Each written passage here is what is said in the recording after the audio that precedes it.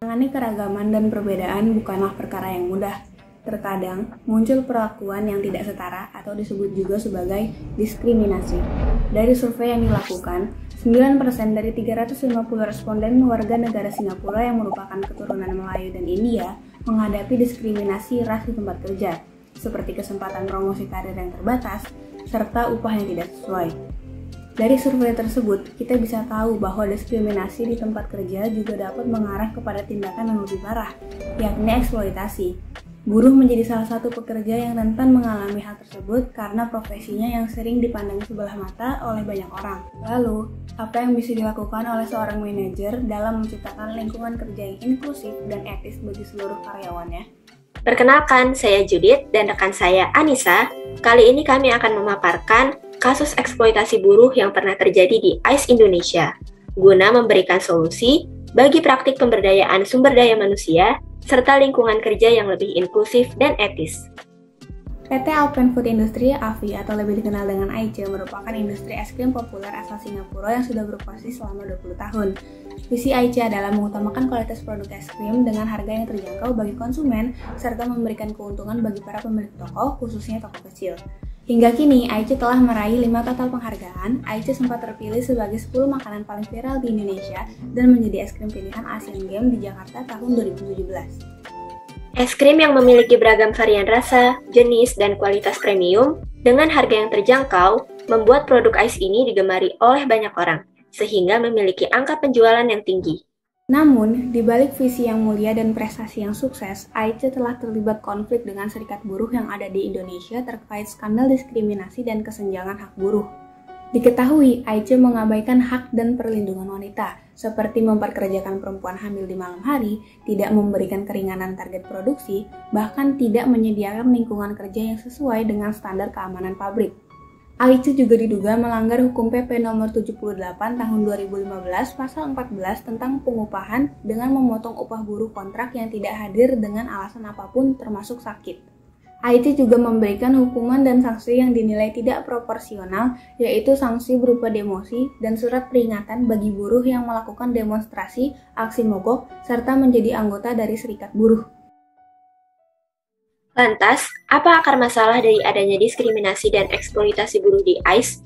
Jawabannya bisa kita temui melalui diagram fishbone, dengan menganalisis dugaan penyebab pada setiap unsur penting perusahaan, yakni 4M plus 1E, yaitu man, machine, method, material, dan environment. Akar masalah diskriminasi dan eksploitasi di AICE yaitu alokasi dana atau anggaran perusahaan yang tidak efektif dan efisien, sehingga AICE banyak menekan biaya untuk pemberdayaan buruh dan pekerja lain. Selanjutnya, kami menyediakan alternatif solusi yang dapat dilakukan oleh seorang pemimpin, seperti manajer pada unsur penting 4M plus 1E tadi. Kategori pertama yakni man atau manusia. Perusahaan dan manajer harus selektif secara adil dalam memilih calon buruh untuk menghindari ketidakdisiplinan serta meningkatkan kompetensi buruh yang masih rendah. Caranya adalah dengan melakukan survei untuk mapping kompetensi yang sudah dan belum dimiliki oleh buruh, melakukan pelatihan teknis ISO dan SOP, tur pabrik, serta sesi tutorial online ataupun offline, atau berupa one-on-one coaching. Ataupun manajer dapat menyusun team building, outbound, kompetensi, lomba, atau pertandingan antar karyawan untuk memacu produktivitas dan kreativitas. Ketidakdisiplinan buruh dapat diatasi dalam beberapa cara.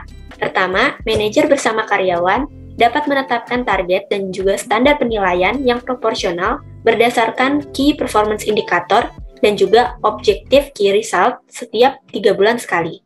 Tujuannya agar proyek yang diberikan dapat benar-benar terrealisasi atau terwujud. Kedua, layanan konsultasi karir dan keuangan yang difasilitasi melalui divisi HR juga dapat membantu para buruh dalam mengevaluasi kinerjanya. Ketiga adalah sistem kehadiran digital berupa cloud-based daily check-in saat mulai bekerja dan juga cloud-based daily check-out setelah selesai bekerja. Tujuannya untuk mempermudah manajer dalam melakukan screening tugas harian buruh. 4 adalah evaluasi 360 derajat di antara seluruh pemangku kepentingan, baik itu pihak internal maupun pihak eksternal. 5 yaitu weekly dan monthly report secara transparan akan membuat penilaian kinerja menjadi lebih objektif. Motivasi karyawan pun dapat ditingkatkan melalui program insentif dan juga kompensasi, baik itu berupa finansial maupun non-finansial. Wawasan para buruh akan undang-undang dan peraturan ketenagakerjaan di Indonesia juga perlu ditingkatkan, guna menghindari konflik dan kesalahpahaman antara perusahaan dengan pekerja. AIS dapat mempublikasikan buku panduan terkait landasan hukum operasional perusahaan ataupun melakukan sosialisasi tentang hak dan kewajiban buruh saat masa onboarding atau orientasi. Manajer juga perlu mengenalkan nilai dan budaya perusahaan kepada para pekerja.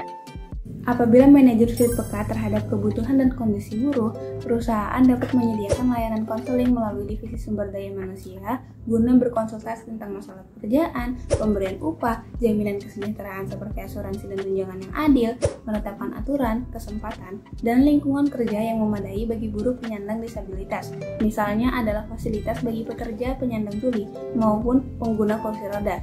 Apabila aturan dan prosedur praktik SDM dari pemerintah dianggap merugikan, operasional bisnis, pemimpin, atau perusahaan dapat melakukan studi banding atau lapangan dengan perusahaan mitra maupun riset terhadap perusahaan pesaing. Kategori yang kedua adalah material. Seperti yang diketahui sebelumnya, kualitas es krim AIS mampu bersaing dengan kompetitor sejenisnya. Namun, AIS tetap ingin meraih jangkauan pasar yang lebih luas lagi dengan menetapkan harga produk yang murah. Dari sini kita dapat mengetahui bahwa AIS mengalokasikan dana yang cukup besar untuk membeli bahan baku mentah yang berkualitas. Solusi yang dapat kami berikan adalah membentuk tim Research and Development atau R&D guna mencari bahan baku alternatif lain tanpa mengurangi kualitas produk es krim. Selain itu, sistem daur ulang sederhana dari sisa material atau bahan baku juga dapat dilakukan. Dengan demikian, alokasi anggaran untuk bahan baku atau material dapat dioptimalkan. Kategori ketiga adalah metode. AIC perlu menyederhanakan kembali alur produksi dan rantai pasokan atau supply chain-nya. Metode produksi yang rumit justru hanya akan menambah biaya karena semakin banyak sumber daya manusia yang diperlukan. Selain itu, AIC perlu rutin melakukan, menerima, dan mengaplikasikan evaluasi dan feedback. AIC juga dapat mengajak kolaborasi perusahaan lain, khususnya dalam bidang jasa logistik, serta dengan vendor pengolahan bahan baku agar biaya untuk membayar tenaga kerja dapat diminimalisir. Kategori yang keempat adalah mesin. Pada kondisi jumlah mesin yang terbatas, AIS tetap ingin menghasilkan jumlah produk yang lebih banyak. Sebaiknya, AIS mengoperasikan mesin secara bergantian selama durasi tertentu. Selain itu, pengecekan, perawatan, dan pemeliharaan secara berkala juga diperlukan untuk menghindari kerusakan mesin. Kategori yang terakhir adalah environment atau lingkungan. AIC memiliki tanggung jawab sosial bagi kesejahteraan para buruh. Tanggung jawab yang paling utama adalah menjaga kesehatan, keamanan fisik dan mental, serta motivasi kerja buruh.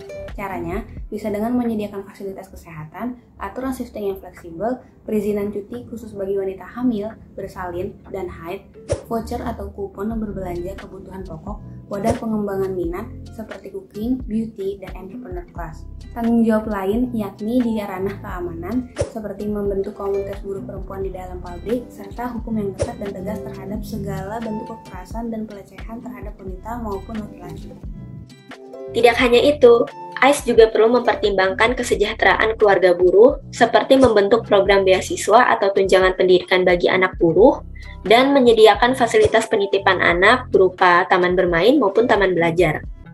Dari sisi kesehatan lingkungan, AIS telah melakukan program CSR atau Corporate Social Responsibility-nya dengan melakukan pengelolaan limbah sebelum menyalurkannya ke tempat pembuangan akhir. Apabila AIS masih beranggapan bahwa biaya pengelolaan limbah ini masih cukup besar, AIS dapat melakukan minimalisasi limbah dari sisa produksi.